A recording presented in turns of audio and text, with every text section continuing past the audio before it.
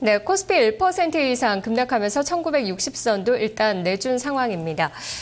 일단 북한의 위협 그리고 도발은 시장에서 익숙한 재료인데요. 하지만 간밤의 양상은 좀 달랐습니다. 미국에서까지도 이 북한 이슈를 자주 다루는 모습이었는데 이번에는 2009년 이래 개성공단이 처음으로 잠정 폐쇄가 됐고 또 2월 가동을 멈췄던 영변의 핵시설도 재가동이 되면서 혹시 이번에는 과거와 상황이 다를까 하는 우려가 좀 남아있는 것 같습니다. 여기다가 현대기아차의 리콜 소식까지 더해지면서 자동차주들의 동반 급락 좀 이끌고 있는 모습인데요. 오늘 장의 돌파구는 어디서 찾아야 될까요? 투자클럽 8인의 전문가 전략부터 확인해 보도록 하겠습니다. 최수창 전문가입니다. 박스 하단의 지지 반등을 주목해야 한다. 서정우 전문가 시장 중심주 공략 전략, 강한 놈만 공략하자. 한규수 전문가 미국보다는 북한, 북한보다 코스닥의 수급 주체에 주목하자. 김명윤 전문가 정책 수혜주 중심의 선별적인 매수 대응 권하고 있습니다. 최강찬 전문가 양봉이거나 올선 돌파 시에는 보유 및 매수 전략 유지, 김대복 전문가 지수보다는 종목 장세, 코스닥 중심의 수익률 게임 전망하고 있습니다. 금산 전문가는 1960포인트 주요 포인트라며 추세 확인 후에 접근하자라고 전했고요. 부자기미 전문가 내부 변동성은 일시적이라며 저가 매수의 기회로 보고 있네요. 네, 전문가들 전략이 전체적으로 조금 더 종목대를 압축해서 대응해야 된다는데 모아지고 있습니다.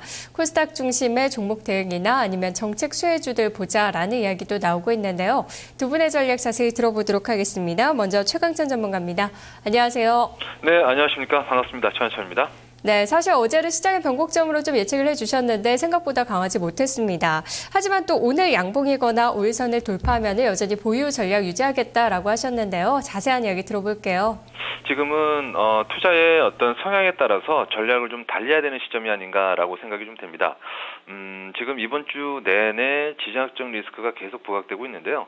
앞서 그 앵커님께서 얘기를 하신 대로 어제 미국 증권 시장의 하락 이유가 뭐 거의 한 80~90%가 바로 북한발 이슈 때문에 직접적으로 미국 증권 시장의 하락을 유발을 시켰죠. 어제 외신에서 대부분이 북한발 어떤 미사일 마치 내일이라도 당장 북한과 미국이 전쟁을 할 것처럼 이렇게 언급들이 좀 많이 좀 됐었는데요. 2009년도 북한이 1차 핵실험한 것 때문에 미국이 단기 하락이 나타난 것을 뺀다라면은 4년 만에 북한 때문에 미국 증시가 하락한 것으로 요인이 꼽는 것은 4년 만에 처음이 아닌가라고 싶습니다.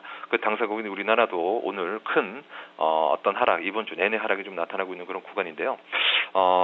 단기 투자자와 장기 투자자의 대응 전략이 지금은 좀 달라야 되지 않나라고 좀 생각이 듭니다.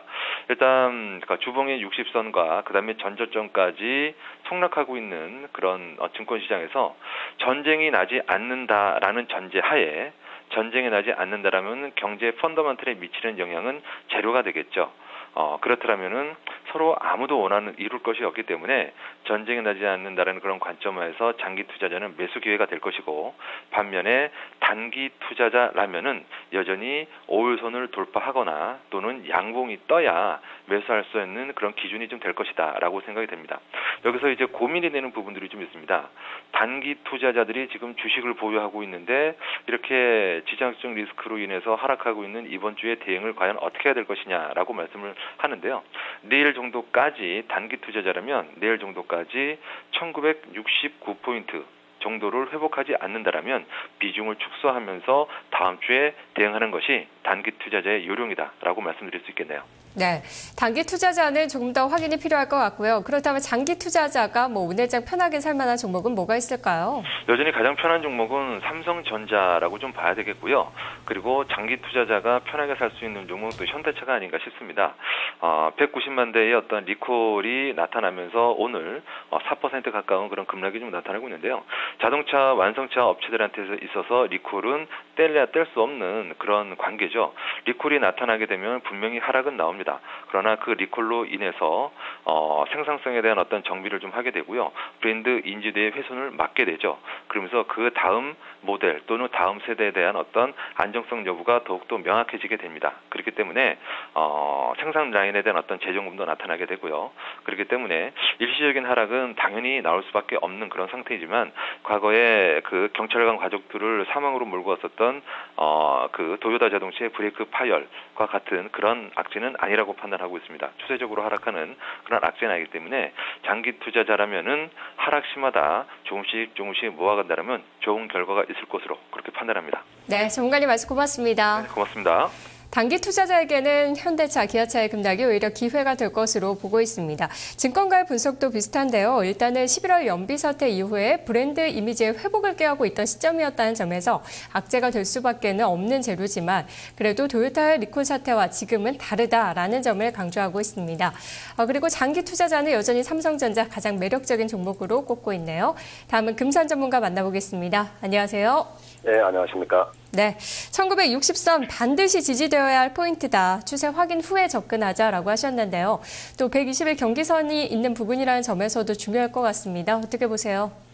예, 지금 현재 그 코스피 지수가 그 1960포인트라는 것은 우리가 추세의 핵심입니다.